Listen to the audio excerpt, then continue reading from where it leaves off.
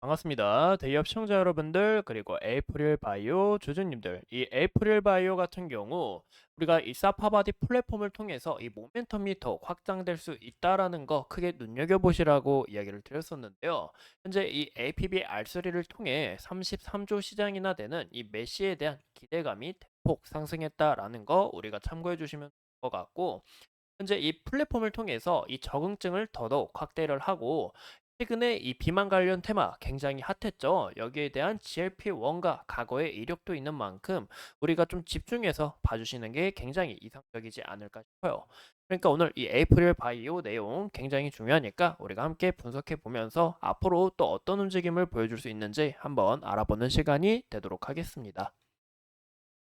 이 보시는 것처럼 이 에이프릴 바이오의 RPB3가 이 메시 등 주요 적응증에 있어서 이 미국의 PCT 출원을 한 것을 우리가 확인해 볼 수 있는데요. 현재 이 자가면역 질환 치료제 후보 물질 이 APB-R3의 적응증에 대한 이 용도 특허를 새로 출원했다라는 것을 크게 눈여겨봐 주시면 좋을 것 같아요. 이런 부분에서 현재 이 메시 시장과 그리고 PSC 시장을 통해서 모멘텀을 더욱 확장했다라는 것을 참고해 주시면 좋을 것 같고, 현재 이 LPBR3에 대한 이 소개 글이 있는데 제가 좀 간략하게 분석을 해봤습니다. 좀 번역을 해서 이야기를 전해드리자면, 항혈청 이 알부민 펩 IR 18pb 융합 단백질로 이 IR18을 차단을 하고 혈청 알부민에 이제 결합을 해서 이 밤감기를 연장한다라는 것을 우리가 크게 눈여겨봐 주시면 좋을 것 같은데요. 현재 이 IR18 같은 경우 이 표적하는 이 치료제가 없기 때문에 여기서 이 에이프릴 바이오가 버스팅 클래스로 영역을 더욱 확장시킬 수 있다라는 것을 좀 크게 눈여겨봐 주시면 좋을 것 같아요. 이런 부분에서 전임상 연구에서 이 아토피 피부염 그리고 내시 그리고 PSC 등의 간 질환 등의 이런 치료에 대한 잠재력도 굉장히 높다라는 것도 우리가 확인해 주시면 좋을 것 같습니다. 현재 우리가 중요시 봐야 되는 것은 이 에이프릴 바이오의 임상 과정과 그리고 여기서 적응증을 더욱 어떻게 확대를 하는지, 이런 여부가 에이프릴 바이오에게 굉장히 큰 모멘텀으로 작용할 수 있다라는 부분 우리가 꼭 참고해 주시면 좋을 것 같아요. 현재 이 APB R3 같은 경우 환자의 수능도를 위해서 장기 지속형 이 피하 주사 치료제로 개발을 준비 중에 있고, 2025년입니다. 제가 잘 못 썼는데 2025년 초에 임상 이상에 대한 연구를 계획 준비 중에 있어요. 여기서 마일스톤을 또 추가적으로 수령을 받을 수 있고, 에이프릴 바이오에 대한 이런 잠재력, 이런 모멘텀과 기대감들이 더욱 상승할 수 있다라는 게 굉장히 중요한 포인트가 되지 않을까 싶습니다. 그리고 이 메시에 대한 기대감이 더 큰 이유가 이 메시 치료제 같은 경우 보시는 것처럼 이 비만, 당뇨병 치료제 주류인 GLP-1 계열의 품목이 주를 이룬다는 점에서 내부 기대감도 커졌다라는 거죠. 그만큼 현재 에이프릴 바이오가 이 메시 시장과 그리고 GLP-1 관련해서도 크게 주목될 수 있다라는 부분이 굉장히 중요하다라고 말씀을 드리고 싶어요.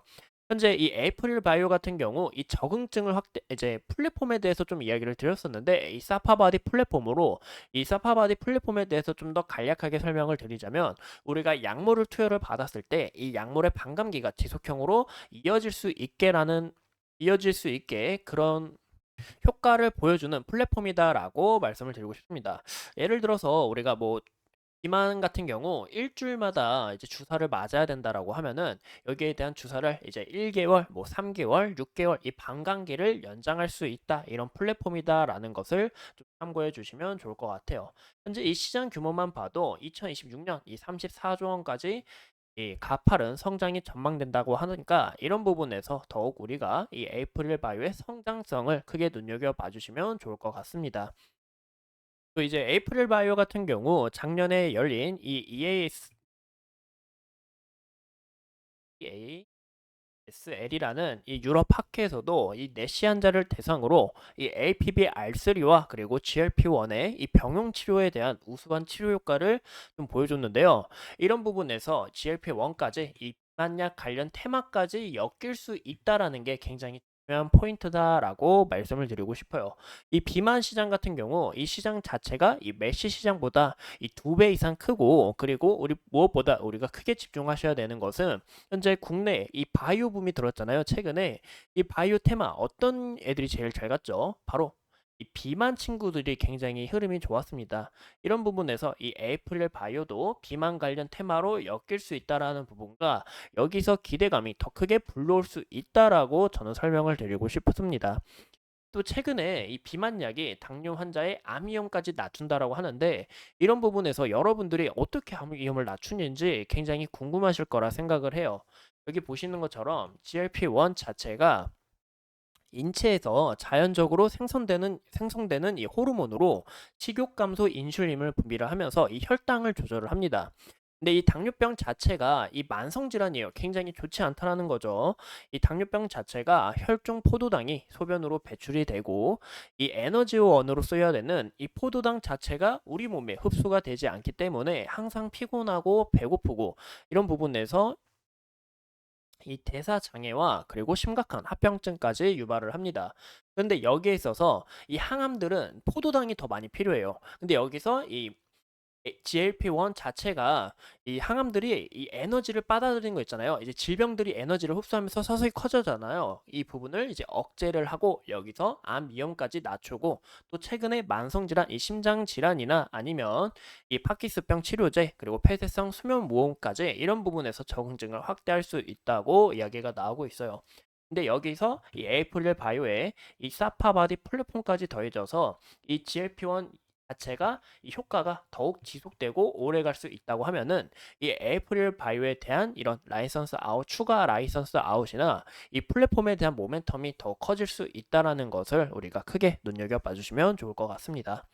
이제 이 에이프릴 바이오 같은 경우 이렇게 좋은 이슈 라이선스 아웃에 대한 이슈가 부각이 되면서 주가가 상한가를 가고 이렇게 주가가 갭상을 하면서 굉장히 좋은 움직임을 보여줬지만 현재 보는 것처럼 지속적으로 하락하는 모습을 우리가 확인해 볼 수 있었죠. 근데 이 모습은 아무래도 이 과거의 모습을 봤을 때 이런 부분에 있어서 좀 이런 패턴이 또 나온 게 아닌가라고 우리가 추측을 해볼 수 있을 것 같습니다.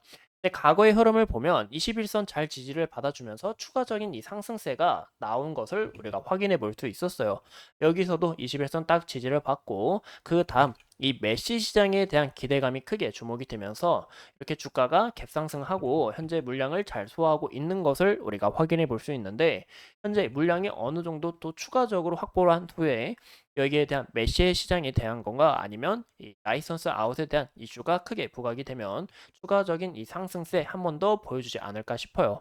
보시는 것처럼 주가가 눌리고 상승세 보여주고 눌리고 상승세 보여준 만큼 에이프릴 바이오가 이번에도 좀 똑같은 이런 패턴을 나타내주지 않을까라고 생각을 해보고 있습니다. 현재 이 보시는 것처럼 이 구간에 매물 라인 겹쳐 있는 거 그리고 이 구간의 매물대 우리가 확인해 볼 수 있는데 이 물량 잘 소화하고 추가적인 이 상승세 가능한지 우리가 이런 부분 체크하시는 게 굉장히 중요하다라고 말씀을 드리고 싶고요. 현재 이 구간에서 다시 한 번 더 여기서 하락하는 모습이 나온다면 이 구간에 이제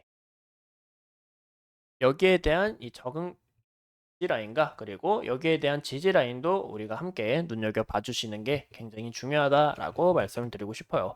5일선 올라오면서 여기서 지지를 받고 추가적으로 물량 잘 소화하면서 이 흐름이 나오는지 이런 여부를 우리가 체크하시는 게 굉장히 중요하다라고 생각이 들고 만약에 여기서 또 흐름이 깨진다 하면은 우리가 21선 올라오는 라인들 찾아보면서 21선 라인이 굉장히 좀 중요한 역할이 되지 않을까 싶습니다. 현재 이 에이프릴 바이오의 이 변동성 자체가 굉장히 심한 만큼 이 주주님들도 걱정이 많으실 것 같은데 현재 이런 부분에 있어서 이 에이프릴 바이오는 모멘텀도 정말 좋고 그리고 올해 지속적인 적자 폭에서 흑자로 전환된다라는 이런 모멘텀과 금일 이 7월 9일 금일 이제 금일 이 단기가열 해제도 된 만큼 추가적인 이 상승 사이클 우리가 기대해 볼 수 있지 않을까라고 생각합니다. 그래서 에이프릴 바이오 더 좋은 이슈 나올 수 있도록 제가 여러분들과 함께 분석하면서 좋은 정보들 함께 공유하도록 하겠습니다. 오늘도 소중한 시간 내서 영상 시청해 주신 점 감사합니다.